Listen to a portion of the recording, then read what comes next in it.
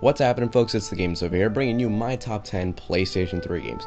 Now keep in mind that this is subjective. I'm not saying which games are better than others, I'm just saying which games I personally enjoyed more. And I feel like I should also give some honorable mentions to some of the games that just couldn't make the list. For one, Metal Gear Solid 4. Now don't get me wrong, I do love this game, but I only beat it once, while all the other games on this list I beat at least twice. I don't think I played Metal Gear Solid 4 enough to the point where I can actually put it on this list. I don't think it would be honest to myself, or you guys for that matter. But if I were to make a new list before the PlayStation 4 comes out, I promise you I will have beaten the campaign at least twice, and it will be on this list. And the same goes for Heavy Rain. I actually never beat this game. I played the demo, but I never got around to buying it. From what I hear, it's awesome though. I just don't have it because I'm that stupid now. Another honorable mention would be God of War 3. Now this hit my list on number 11, but it's top 10, not top 11, so it can't be here. Another one would go for Little Big Planet. Both 1 and 2, Little Big Planet 2 almost hit the list, but again, top 10. And as well as Killzone 2 and Mod Nation Racers. All awesome games, but just couldn't hit the list. Top 15 though, I'll tell you that. Those are, it's on the top 15, but just not in the top 10, so let's go on to the list. Coming in at number 10 is Assassin's Creed 2. Now I really enjoyed the first Assassin's Creed game. It was a good start to a system that seemed doomed from the very beginning. Assassin's Creed was one of those games that really kept the system alive until the big blockbuster titles started pouring in on the PlayStation 3. Now Assassin's Creed 2 just blew me away. I was invested in Renaissance Italy because of its intriguing characters, its story, and its setting, and because the world was basically screaming replayability. It was the game that made me a fan of the franchise, and it's the reason why I'm excited for Assassin's Creed 4. Number 9 is Infamous 2. Infamous 2 is a good example of topping your predecessor in almost every way. You take control of Cole McGrath, a character that you've already come to know and love if you've played the first Infamous. If you haven't, Infamous 2 does a good job at making you do so. One of Infamous' strong suits is its likable characters. You're going to love most of the characters you interact with in a way that dodges the bullet of becoming cliche or typical. While Infamous 2 doesn't necessarily top the first game in story, it easily tops it in gameplay. You're given an array of powers that you can upgrade to be either the ultimate hero that everyone loves, or the abominable anti-hero that everyone despises. The choice is up to you. Just when you thought westerns were dead, Rockstar comes along and reminds us that they can do practically anything right. Number 8 is Red Dead Redemption. Now Red Dead Redemption brings us into the life of John Marston, a man who seeks to bring old members of his gang to justice. In return, the government will give him amnesty. Now it starts off simple, sure, but as you progress through the story, it becomes more and more interesting as one thing leads to another, and so on and so on. That's one of Red Dead's strongest suits, its story. Rockstar also brings you into an open, enthralling world filled with an insane amount of content ranging from simple side missions to Mexican standoffs. It's also nice to know that it comes along with a kick-ass multiplayer. Of course you have the conventional team deathmatches and free-for-alls, sure, but the star of the show is multiplayer free roam.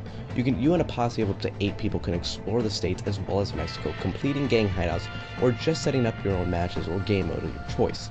There's a lot to do in this game. Trophy hunters have a lot to work on their hands if they wish to obtain this platinum.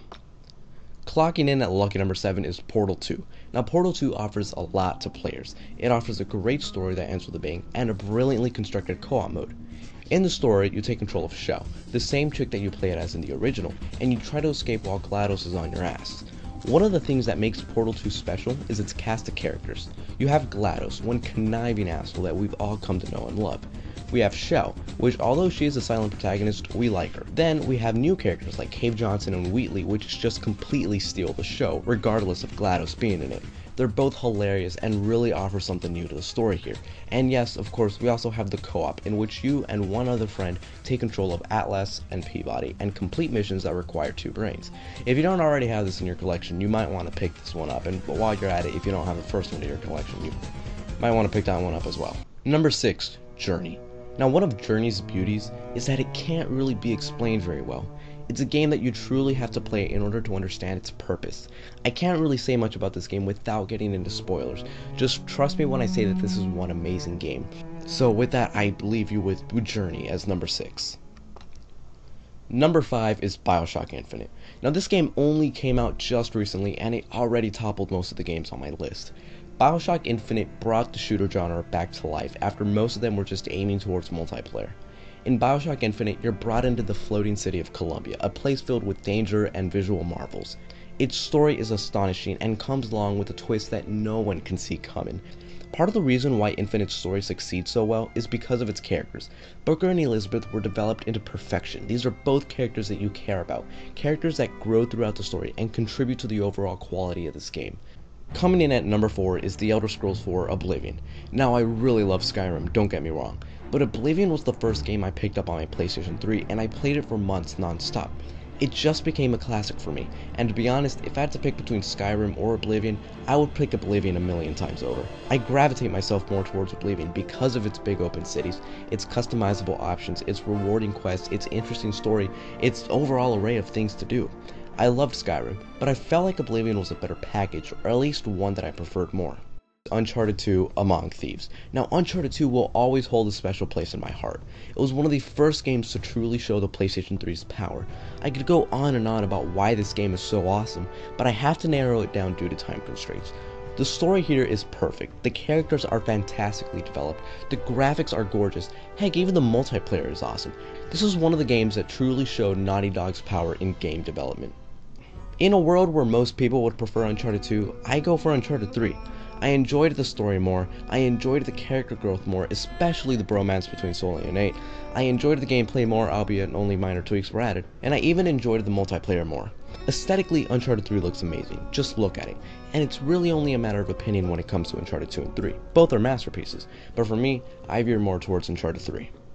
Now coming in at number 1, my favorite game of this console generation is The Last of Us. Now The Last of Us just came out and I already believe it's the best game of this console generation. This game was just phenomenal. The story here was pitch perfect.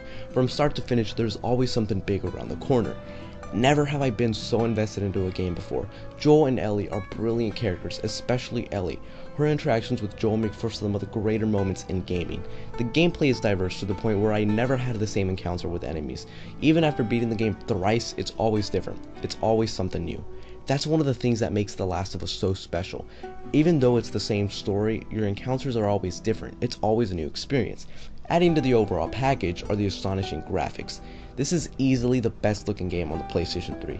The attention to detail here is staggering. Whether it's the wrinkles on Joel's shirt or the character's interaction with the environment, the amount of love that Naughty Dog put into this game is almost impossible to imagine. The multiplayer is even awesome, making you play the game stealthily rather than running and gunning it. It's a fresh departure from the conventional multiplayers that we've been getting recently. I can talk endlessly about The Last of Us, but for now I really just gotta give a brief explanation on why I think it's the best game of this console generation. So thanks for watching, thanks for putting up with me, and be sure to leave your top 10 games as well in the comments below. And thanks for watching guys, be sure to like, comment, and subscribe, and see you.